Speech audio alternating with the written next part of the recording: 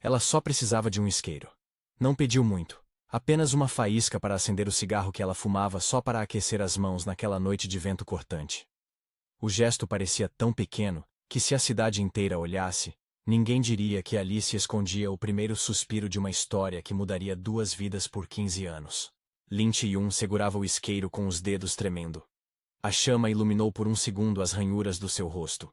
Marcas de noites mal dormidas, de trabalho que nunca rendia mais do que o necessário. De um silêncio que vinha de fora e do próprio corpo, guardando memórias que ela evitava nomear. Sua blusa era simples, já gasta. Os sapatos, remendados. Ao redor, a rua respirava a pressa esquecida das cidades grandes. Lojas fechando, táxis passando, alguns casais a caminho da estação. No entanto, quando ela pediu o isqueiro, a atmosfera pareceu diminuir, como se o ar ficasse denso e tudo ao redor conspirasse para ouvir. Do outro lado da calçada, através da vitrine espelhada de um café 24 horas, Yuan Shufeng levantou a cabeça. Ele estava sentado sozinho. Uma mesa imponente de madeira escura entre ele e o vidro, uma xícara de chá intacta. O nome do prédio, marca de um império de investimentos que carregava seu sobrenome, brilhava discretamente na fachada ao lado. Yuan tinha a postura típica daqueles que aprendem a esconder emoções. Ombros retos, olhar preciso, o rosto frio como pedra de gelo. Mas quando Lin acendeu o cigarro, algo na maneira delicada como a chama tremulou, fez com que uma fresta se abrisse dentro daquela superfície congelada. Não foi compaixão vocalizada, nem gesto grandioso. Foi um movimento mínimo. Os olhos dele prenderam-se à sua figura, e um passado que ele jamais pronunciará voltou a arder. Naquele primeiro encontro nada foi dito, quase nada foi feito. Ele poderia ter virado a cara e continuado seu mundo de reuniões, contratos e relatórios. Poderia ter fechado a vitrine e feito de conta que a brisa não levava o cheiro de fumaça que vinha dela. Em vez disso, quando Lin estourou o isqueiro pela 3ª vez, uma faísca teimosa contra o vento, ele se levantou e atravessou a rua. Não num ato de herói cinematográfico, atravessou com passos medidos, como quem observa um risco e decide silenciosamente colocá-lo sob vigia. Colocou o próprio punho em volta das mãos dela como quem protege uma chama frágil de qualquer rajada. Está ventando, disse ele, voz baixa. Ela olhou para os olhos dele e viu aquilo que a cidade inteira havia aprendido a temer. A indiferença dos ricos, a distância dos bem-sucedidos. Mas havia também outra coisa ali, quase escondida. Uma atenção que não exigia nada. Uma promessa sem palavras. Lin aceitou o isqueiro, deixou a fumaça subir até os céus, e naquele instante, uma conexão sutil foi traçada entre 2 pessoas, cujas histórias se enredariam por 15 anos. Fique com essa história até o final se você gosta de encontros improváveis, justiça que tarda, e amores que se queimam devagar. A cidade conhecia o nome de Lin por outros motivos menos graciosos. 15 anos antes, rumores a atingiram como pedradas. Um escândalo, uma acusação que ensinou a multidão a virar o rosto. Alguém colocou-lhe rótulos que grudaram como vinho seco em roupa branca. A verdade, porém, tinha a propriedade incômoda de ser mais complexa do que manchetes. E havia dentro dela uma memória que escorria por entre as balas de notícias falsas. A sensação de ter sido utilizada, traída por quem devia protegê-la. Desde então, Lin viveu com a reputação esfarelada. Trabalhando em empregos que permitiam pagar o aluguel, e às vezes, devolver o sorriso às filhas de clientes que a tratavam com ternura. Havia dignidade na sua rotina. Havia também feridas. Yan sabia disso. 16 dias depois daquele primeiro encontro, ele começou a agir.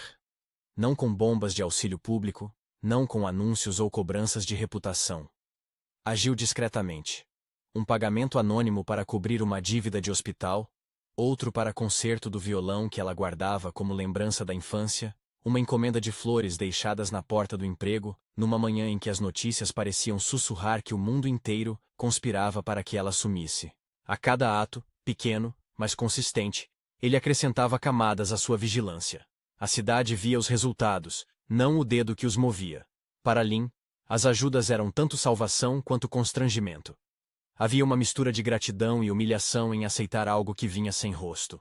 Ela recusou certas vezes. Outras, aceitou porque o silêncio do gesto dizia: não o deixarei cair. A presença de Yuan transformava-se num padrão delicado. Quando a noite ameaçava com sua injustiça, havia um envelope discreto. Quando uma chantagem surgia, havia uma carta com uma assinatura misteriosa que fazia calar as línguas mais ansiosas. E tudo isso se estendia por anos, até a construção de um ritual invisível entre os dois. Ele na sombra, ela na resistência. A história de Yuan, por sua vez, era tatuada por uma culpa antiga. Antes de se tornar o magnata de terno impecável, ele fora um homem que acreditara ser capaz de salvar uma vida, e falhara. Havia nele essa cicatriz que nunca sarou de todo. Um resgate mal calculado. Uma noite em que o vento levou vozes e promessas, e alguém que desapareceu como se fosse papel em fogo. Desde então, ele construiu edifícios, adquiriu empresas, controlou investimentos. Parecia transformar tudo em concreto, menos o vazio que tinha nas mãos. A frieza do seu rosto era, em parte, um mecanismo de sobrevivência. Proteger Lin tornou-se, lentamente, uma forma de penitência. Reparar em silêncio o que ele sentia ter quebrado antes. 15 anos depois, esse reparo tinha a aparência de vigilância, e ao mesmo tempo, de um amor mal mostrado, feroz, obstinado, contido. Os anos moldaram-se como um corte contínuo entre o público e o secreto. À superfície, Lin seguia com sua vida. Trabalho noturno, poucos amigos íntimos, uma lealdade profunda a Titi, a amiga que sabia ouvir sem perguntar demais. Titi era uma presença calorosa como um cobertor rasgado que, mesmo assim, abrigava. Era a mão que batia nas costas quando a cidade julgava com risos e a defesa que não aceitava desculpas. Por baixo dos olhos alertas de Titi, havia também rancores e sonhos sufocados por medo social. A amizade das duas resistia a tudo. Ao medo de ser encurralada, a necessidade de trabalhar até o último trocado, a humilhação de ser convidada para desaparecer quando conveniências surgiam. No começo, a ajuda de Yuan parecia um enigma. Como um homem daquele tipo poderia querer proteger alguém à margem? A resposta estava nos detalhes que não se publicavam. Um chamado legal que aparecia na mesa de Yuan, a equipe de advogados dedicada a responder com frieza processual, a investigação silenciosa para coletar provas, depoimentos e consistências que um jornal jamais daria à luz. Ele cobrira o rosto de Lin com um véu de recursos, não com palavras. Às vezes, mandava um guarda-chuva aberto para que ela não se molhasse na rua. Outras vezes, enviava um presente de aniversário, sempre algo modesto, com um bilhete anônimo manuscrito que dizia coisas simples. Você não está sozinha. Assim nasceu um simbolismo discreto. O guarda-chuva como proteção e o isqueiro como primeira faísca. Ao longo dos anos apareceriam mais símbolos. Uma pérola perdida que ele devolveu sem alarde. Um caderno com folhas renovadas que substituiu o diário antigo de Lin, quando este sumira numa mudança à força. Pequenos atos, cada um uma peça do mosaico que juntava fragilidade e poder. Na cidade, no entanto, a intriga nunca dormiu. Havia figuras que prosperavam em tornar a vida de outros espetáculo.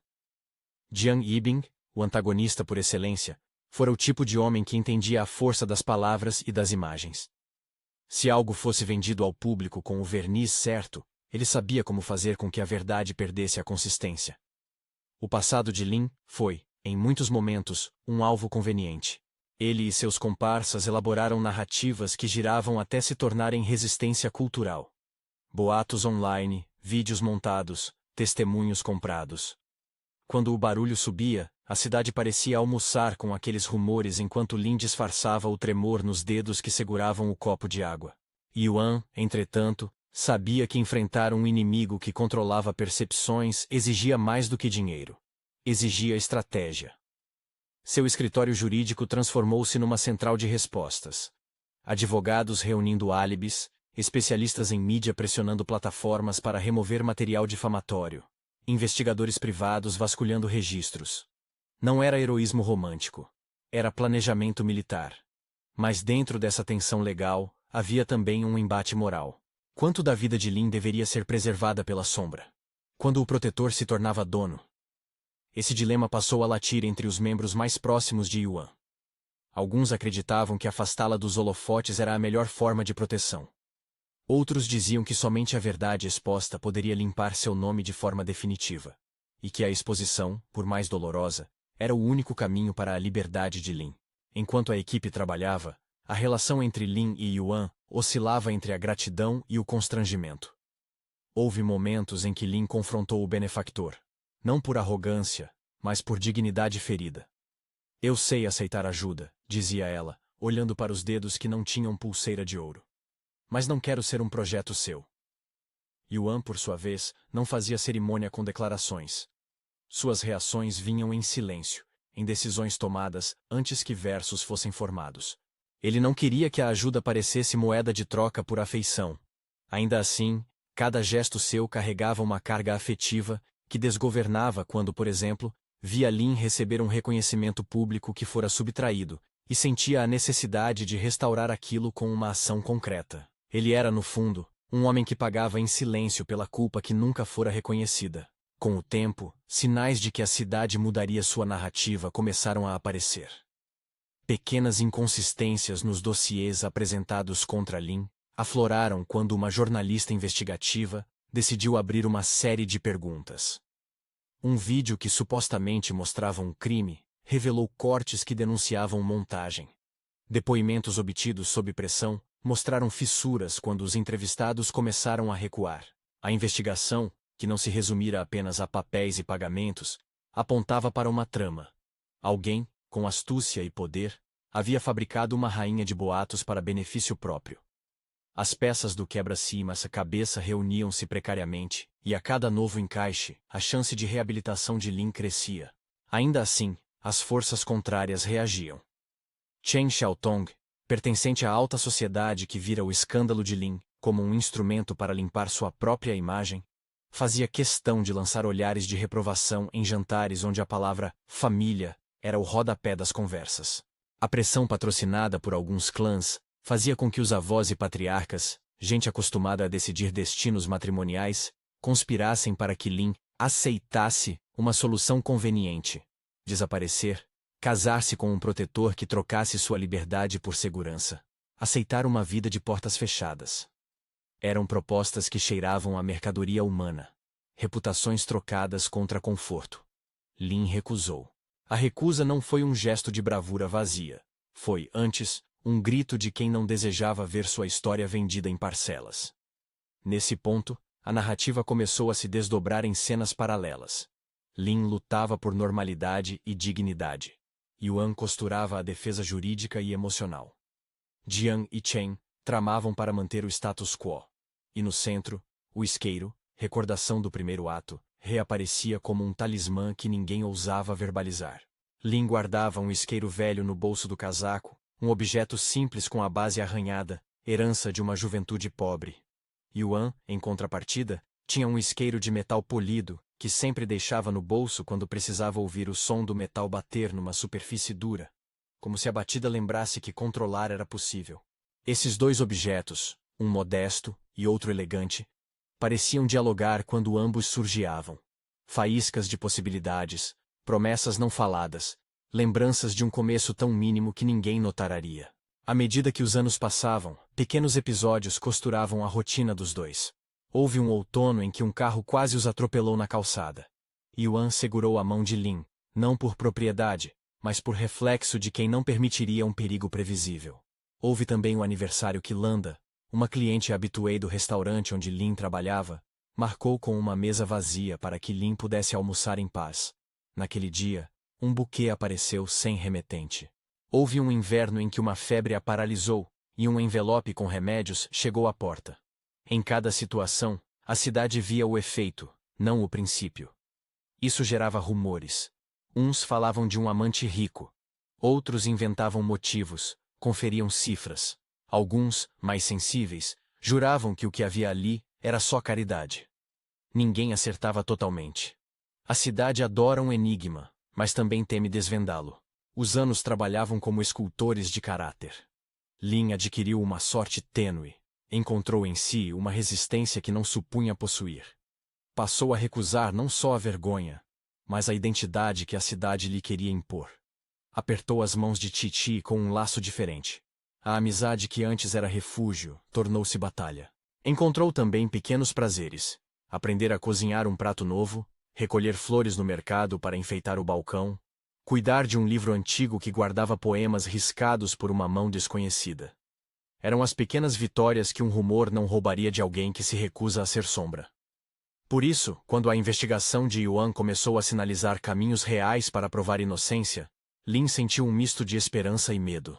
Esperança, porque a verdade poderia finalmente retirar o peso. Medo, porque a exposição pública podia reabrir feridas que ela escolhera manter em silêncio. Do lado de Yuan, as intempéries eram tão complexas quanto os números que ele dominava. Havia no seu gabinete uma política silenciosa de proteção. Ninguém se aproximava dele sem uma razão plausível. Os advogados, os assistentes pessoais, o mordomo fiel, todo mundo participava de uma coreografia com passos medidos. Mas dentro desse movimento, havia um elemento errático, às vezes em que Yuan permitia-se ser humano. Ele guardava fotos antigas numa gaveta fechada com chave.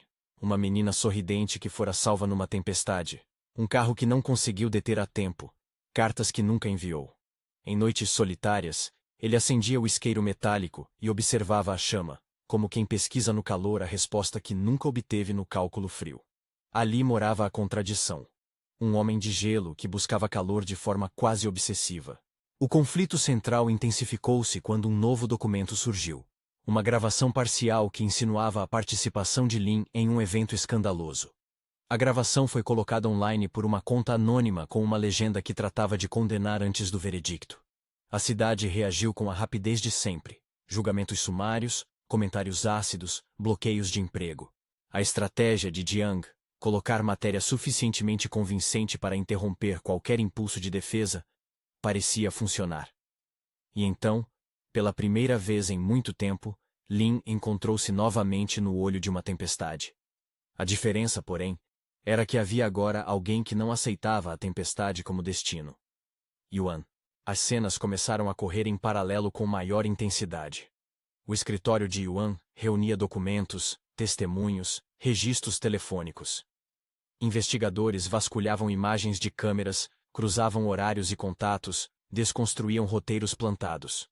O objetivo era claro: desmontar a narrativa construída por Jiang e seus cúmplices. Em casa, Lin lia as mensagens que a cidade lhe mandava, os convites velados para resolver seu problema com discrição, as ameaças que pulavam como predadores. E no final de muitas noites, ela retornava ao abrigo onde um isqueiro metálico aparecia no banco de trás do táxi. Um pequeno lembrete de que havia mãos observando, calculando, protegendo. As motivações de Yuan, entretanto, eram vigilantes e complicadas. Não havia em suas ações a ânsia de possuir. Havia desejo de reparar. Ele sabia que a reparação não redimia por completo ocorridos passados, que o peso de 15 anos não se desfazia com transferências bancárias. Ainda assim, acreditava que, ao permitir que a verdade se construísse por meios legais e materiais, ele poderia ajudar Lin a andar sem ser seguida por olhos acusatórios. A sua luta era contra o tempo e a percepção pública que, muitas vezes, avança mais rápido que a justiça. A sua proteção era, em essência, uma aposta, de que a verdade, por mais enterrada que ficasse, podia reaparecer se mexessem na sujeira com cuidado e com provas. Havia também um risco emocional. Por mais que Yuan tivesse aprendido a sobreviver com o gelo, seu coração guardava outra consistência. Um calor que acostumava-se a estar perto de Lin, sem pedir nada. E isso, para ele, era perigoso. Tornar o sentimento claro poderia feri-la. Calá-lo por completo poderia torná-lo distante demais, e a distância também feriria. Ele caminhava por anos, na corda bamba entre o cuidado e o controle, entre o resgate e a possessão. O dilema era seu maior inimigo. Quando proteger e quando permitir que ela lutasse por si mesma? Quantas intervenções eram resgates, e quantas eram forma de manter um papel que o mundo interpretava como dono? Enquanto isso, Chi-Chi e Ebi, amigos e aliados de Lin, protagonizavam outros atos essenciais. Chi-Chi, com sua lealdade, segurava a mão de Lin quando o julgamento social a vinha buscar. Ebi, um antigo colega de faculdade que trabalhava com tecnologia, vasculhava redes, desmontava manipulações de vídeos e checava perfis falsos. Essas figuras secundárias eram a resistência invisível que muitas vezes sustentava a protagonista mais do que gestos heróicos grandiosos. Eles representavam o lado humano da luta. O que se faz quando se quer proteger sem pedir lucros, quando se ama sem promessas formais.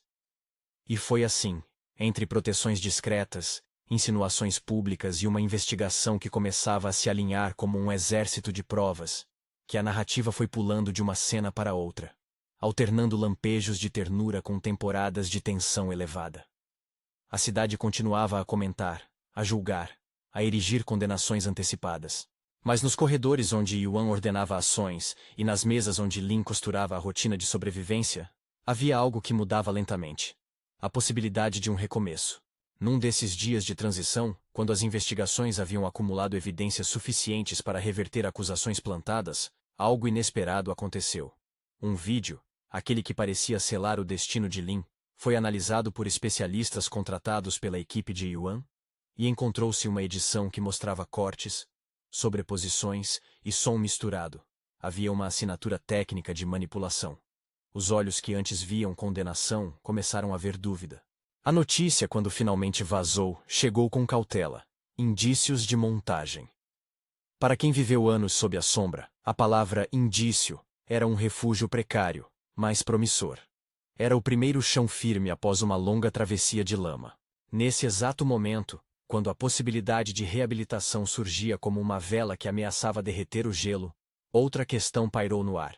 Se a verdade fosse restabelecida, o que Lin e Yuan fariam com aquilo que haviam construído? A proteção havia sido por tanto tempo uma maneira de existir. Libertar-se dela significava abrir mão de um vínculo que ambos, por razões diferentes, haviam cultivado. Para Lin, significava enfrentar a vida sem aquele véu de ajuda. Para Yuan, significava aceitar que não poderia comprar a confiança de ninguém com cheques. Ambos sabiam que qualquer movimento poderia revelar feridas ainda mais profundas. Em uma tarde de chuva, sob um guarda-chuva preto que apareceu sem remetente, Lin caminhou até o banco de um parque onde costumava ir com Titi. A chuva desenhava linhas sobre a pele do guarda-chuva e o som lembrava o bater de isqueiros em sequência. Ela levou o isqueiro velho no bolso. Sentiu o frio do metal, a memória do instante inicial, e por um segundo, permitiu-se imaginar um futuro onde as faíscas não fossem apenas sobrevivência, mas fogo sereno, calor que acolhe, não que consome. Ainda não havia resposta, só a decisão silenciosa de enfrentar a exposição que poderia vir. No alto de um prédio, em seu escritório que era um santuário de aço e vidro, Yuan observava os movimentos da cidade. Uma tela lhe mostrava o progresso da investigação, outra, o fluxo constante de cifras que garantiam sua capacidade de agir. E por um momento, ele pegou o isqueiro de metal, acendeu-o e deixou a chama tremular diante de si. 15 anos de vigilância iam encontrando agora um ponto de inflexão. A possibilidade de tornar visível aquilo que sempre fora secreto. Mas quanto de sua humanidade ele estaria disposto a revelar? Quanto da atadura que o mantinha fiel a Lin poderia se dissolver sem ferir o que havia sido protegido? Nesse ponto, a narrativa aguardava o próximo passo. Um movimento que poderia ser a exposição pública das provas, uma audiência, uma confissão num palco, ou um pedido íntimo num beco onde a chuva lavaria os segredos. O ar parecia pesado de escolhas, e a chama do isqueiro, pequena e insistente, lembrou a ambos que um gesto tem poder. Às vezes para salvar, às vezes para condenar. Ainda assim, a faísca inicial havia feito mais do que iluminar um cigarro. Acendera uma chama que, durante 15 anos, manteve aquecido um homem de gelo e uma mulher que aprendia a andar com dignidade. E então veio a noite em que Jiang decidiu fazer seu movimento mais arriscado. Transformar suspeita em espetáculo. Um jantar de caridade, organizado com a pompa que a elite tanto apreciava, foi escolhido para tornar pública uma revelação que prometia enterrar a possibilidade de reabilitação de Lin. Convites foram enviados, câmeras eram discretamente programadas para captar reações, e um vídeo com cenas fragmentadas daquele velho escândalo apareceu na tela de um tablet nas mãos de um cronista influente. O clima ficou pesado como metal aquecido. Ian recebeu a notícia às 5 da tarde. Ele parou por um segundo, ajeitou o nó da gravata num gesto pouco habitual para alguém que raramente demonstrava pressa, e mandou um carro buscar Lin. Não havia necessidade de ordens longas, a equipe já conhecia seu modo de agir. Levem-na para um lugar seguro, disse ele por telefone, sua voz um fio de comando que não pedia confissões. E, enquanto o carro seguia pelas ruas molhadas, Lin observava pela janela o reflexo das luzes que passavam, sentindo que algo maior do que ela própria estava agora prestes a explodir. Na escada do prédio onde Yuan aguardava, o isqueiro metálico tilintou no bolso quando ele caminhou. As chaves rasparam no metal, e o som fez eco na mente de quem, por tanto tempo, equilibrou remorso e proteção. Ele sabia que aquela noite poderia ser o fim do que vinha mantendo oculto por 15 anos. Ou o princípio de uma clareza que o libertaria de velhos espectros. O coração, por baixo do gelo, bateu um compasso diferente. Do lado de fora, Lin desceu do carro e prendeu o olhar no homem que havia atravessado a rua anos antes para invisivelmente acender a sua vida. Não era a estranheza do desconhecido. Era o reconhecimento de quem se lembrava de ter sido visto. Era o momento em que o isqueiro antigo encontrou pela primeira vez em muito tempo a chama metálica daquele que observava. A cidade, alheia aos detalhes mais íntimos do gesto, preparava-se para julgar. Porém, numa tela pequena, entre flashes e sussurros de convidados, os segredos se alinhavam. E quando o primeiro frame do vídeo alterado surgiu na tela do jantar, algo na sala mudou. A primeira parte da noite foi de consternação. Vozes sussurraram, olhares procuraram culpados. E enquanto o caos se armava, Yuan tomou uma decisão que não era apenas estratégica, era pessoal. Pegou o isqueiro da gaveta, fechou o punho ao redor dele e caminhou para a porta. A chama, no tato do metal, parecia pedir-lhe coragem.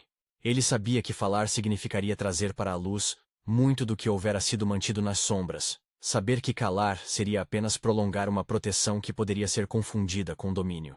A chuva lá fora não cessava. A noite prometia longas discussões, manchetes e, talvez, o desencadear de um processo que mudaria o curso de ambas as vidas. O isqueiro no bolso batia agora como um marcador.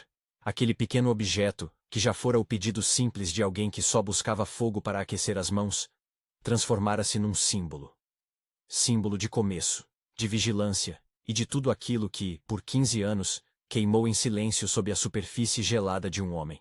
E enquanto a porta se fechava atrás de Yuan, e Lin permanecia por um segundo olhando para sua mão, onde o isqueiro velho fitava o tempo, a cidade continuou sua respiração apressada. Havia, porém, uma coisa diferente. Algo, naquela noite, começava a desvelar.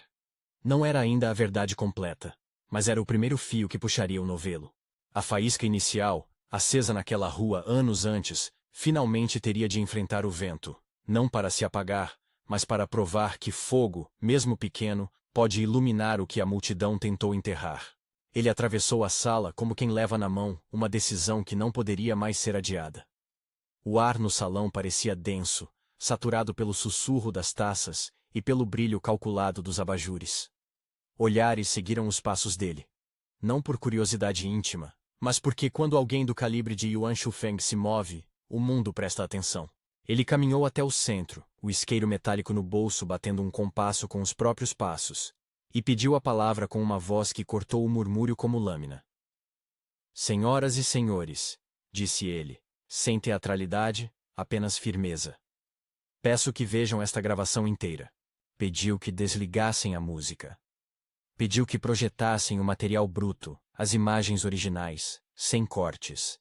E, enquanto a tela gigante sumia com o vídeo adulterado que as bocas daquela noite esperavam ver repetido, outra imagem surgiu. Ângulos que ninguém tinha mostrado. Timestamps que batiam com telefonemas e um rosto que não calçava a narrativa vendida. Um especialista de mídia, convocado pela equipe que ele financiara discretamente, explicou em poucas palavras o método da montagem. Cortes, sobreposição de áudio, frames plantados. O salão, por instantes, ficou mudo. Zhang Yibing não perdeu a cor de imediato. A arrogância sempre cobria sua insegurança. Ele tentou levantar a voz, refutar, chamar seguranças. Mas havia agora algo mais do que palavras. Evidências técnicas, depoimentos cruzados, testemunhas que lembravam ter sido coagidas. Ebie, sentado numa mesa recuada, observava com os olhos secos de quem vira horas de trabalho virar prova concreta. Ele havia passado noites em claro, anexando metadados, trocando mensagens com técnicos e vasculhando backups. Ali estava o resultado. A desmontagem do castelo de cartas. Chocante para alguns, libertador para outros, a sessão terminou com aplausos contidos e olhares que mudavam de direção. de quem apontava dedos para quem começava a encarar o peso do que havia feito. A notícia correu. O relógio corporativo bateu a cadência das repercussões. Aquela mesma noite, a polícia recebeu mandados. Em menos de 24 horas, investigadores bateram a porta de quem fabricara a mentira. O processo que se seguiu foi metódico e, por sua natureza, lento. Mas agora havia um ponto de partida inegável.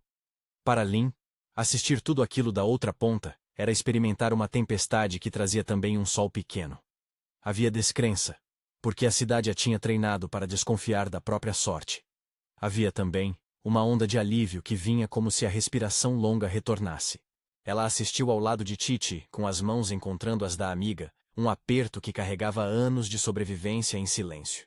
Quando a sessão terminou, Lin saiu do salão com as pernas bambas e o isqueiro velho no bolso, lembrando-lhe que havia coisas que não se tirava do corpo com manchete alguma. A marca da vergonha, o costume de se esconder. O advogado encarregado de conduzir o primeiro contato com a imprensa falou em termos simples e diretos. As evidências apontavam para uma campanha de difamação organizada, com resultados suficientes para instaurar investigação criminal contra os principais envolvidos. Não era um veredito final, mas a promessa de que, dessa vez, o sistema seria acionado de forma a não deixar a mentira correr livre. Nos dias que se seguiram, os fios que mantinham a narrativa falsa amarrada começaram a ser desatados. Testemunhas reverteram depoimentos. Registros que tinham sido forjados foram rastreados até máquinas específicas. Contas anônimas foram ligadas a um círculo de interesses que, salvo raras exceções, estava a serviço de reputações que se construíam sobre a ruína de outros. Jiang tentou se defender pela imprensa, mas, à medida que o processo avançava, as suas defesas soavam mais vazias do que antes soavam ameaças. Chen Xiaotong, aquela figura que com frequência revirava os olhos nos jantares onde se decidiam destinos, sentiu o isolamento se formar ao seu redor. Convites foram cancelados. O tecido social que ela ocupava começou a desfiar. A polícia efetuou prisões, ordens de busca e apreensão, que transformaram gabinetes elegantes em cenários de investigação. Documentos foram apreendidos. Um informante dentro da rede de Jiang ofereceu gravações que mostravam a articulação da trama. O processo criminal avançou para a instrução. Para Lin, aquilo foi, em parte, uma vitória. Em parte, uma reabertura de feridas. Houve resistência interna à ideia de que, diante das câmeras do tribunal, seus traumas pudessem ser reexpostos. Mas ela decidiu que, se a verdade precisava ser vista, que a vissem com sua fala, não com boatos. A audiência para a instrução do caso foi marcada. Houve imprensa, claro, e o familiar cheiro de curiosidade pública.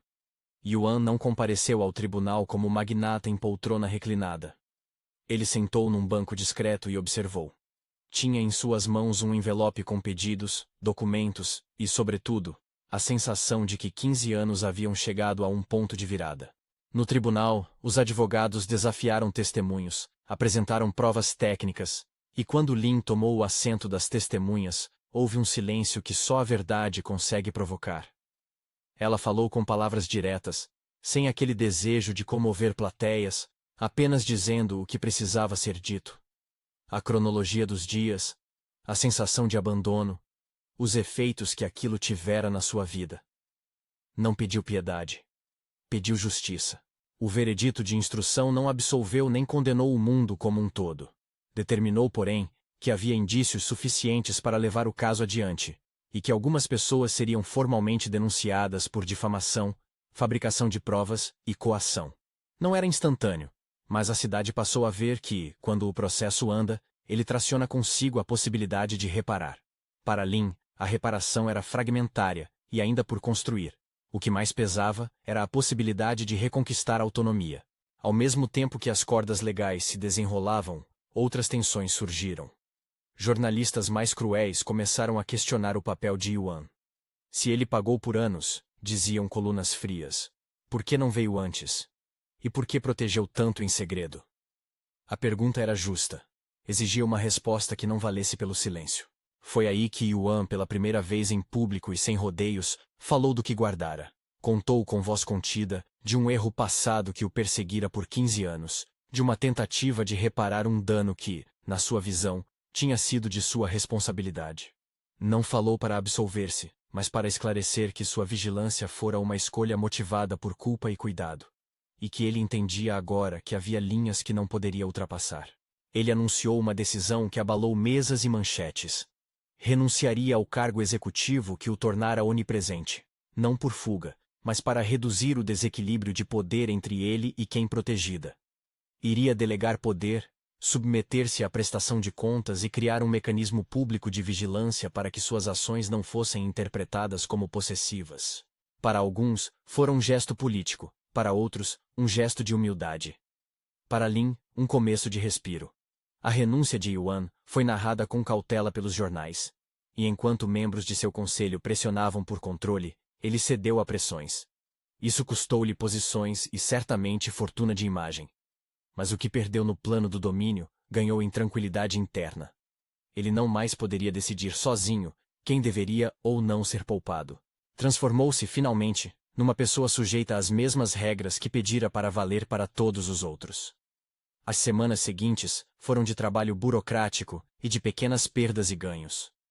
Lin procurou reassumir o que de sua vida havia sido interrompido.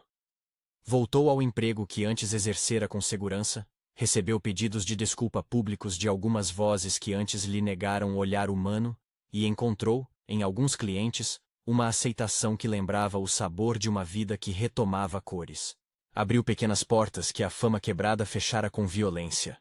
Ainda sentia a sombra de olhares desconfiados, mas tinha agora aliados que tornavam aquele peso menos solitário.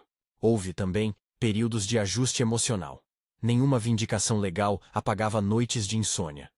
Lin aceitou, com relutância e coragem, procurar um terapeuta. Não por si sentir-se quebrada, mas para aprender a lidar com os rastros que a calúnia deixara. Yuan, por sua vez, enfrentou conselheiros e históricos de culpa. Alguns dias eram chumbo. Outros tinham o calor de possíveis remissões.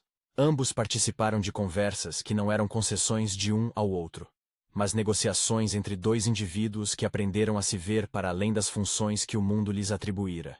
E então chegou a noite em que, finalmente, decidiram falar longe das luzes intrusas. Era um apartamento modesto que Lin alugara quando ainda não existia o conhecimento popular sobre sua história. Um lugar com um balcão barato e uma janela que dava para a rua onde ela acendera o cigarro pela primeira vez. Yuan entrou devagar, carregando o isqueiro metálico habitual. Lin estava sentada à mesa.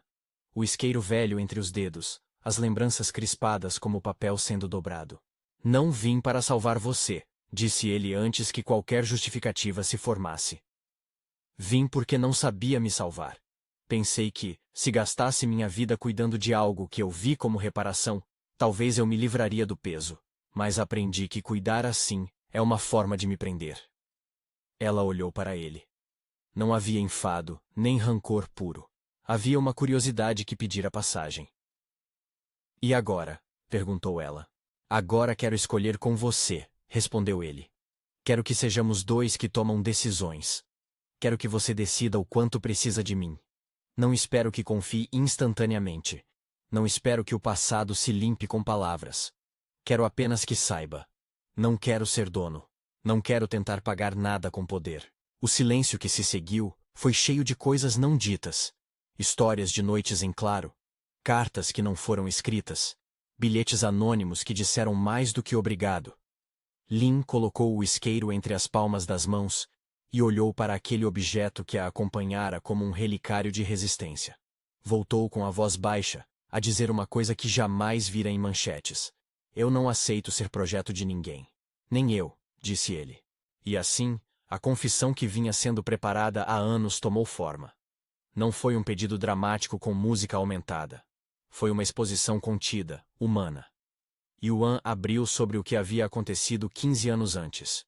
O resgate mal sucedido, a sensação de impotência, o desejo de consertar. Falou das noites em que acendia o isqueiro, e pensava que a chama poderia guiá-lo. Falou de culpa, de tentativas de reparação, e de como havia errado ao transformar cuidado em vigilância. Houve lágrimas, porque homem de gelo também tem rios escondidos.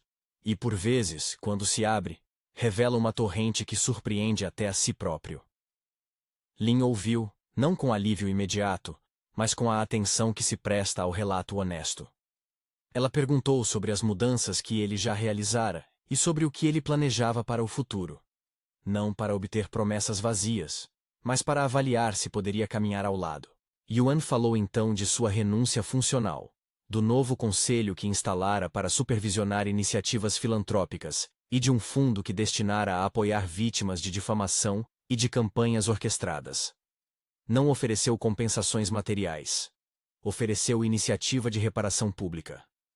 Não convenceu apenas com palavras, mostrou documentos, planos de ação e, sobretudo, a disposição de ser vigiado. Ela pensou.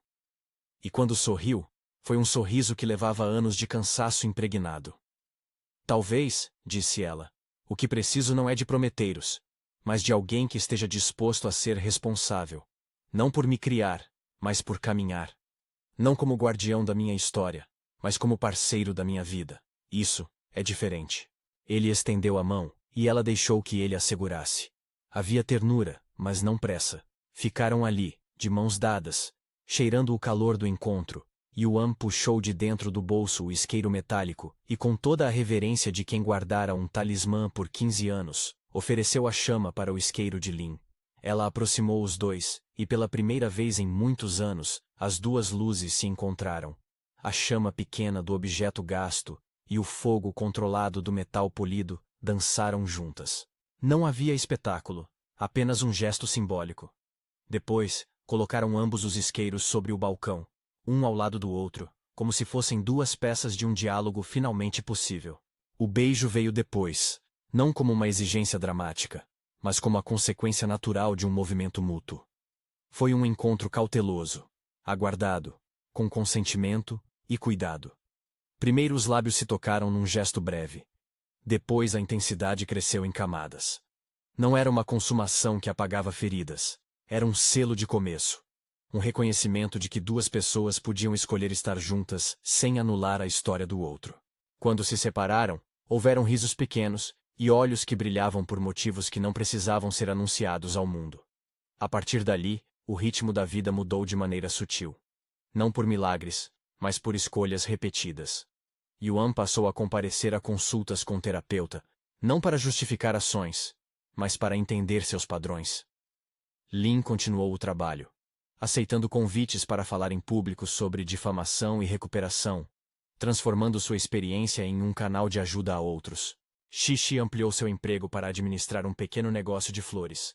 Abby transformou a investigação digital que ajudou a provar a montagem em uma ONG que auxiliava campanhas de checagem de fatos.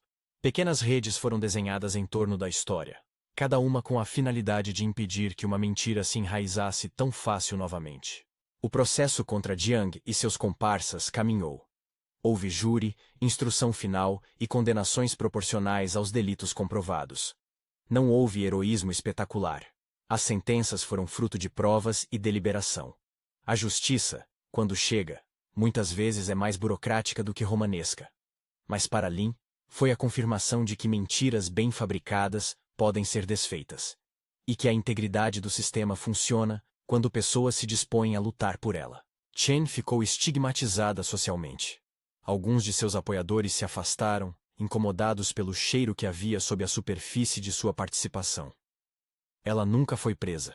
Sua condenação foi reputacional e econômica. Contratos rescindidos, portas fechadas.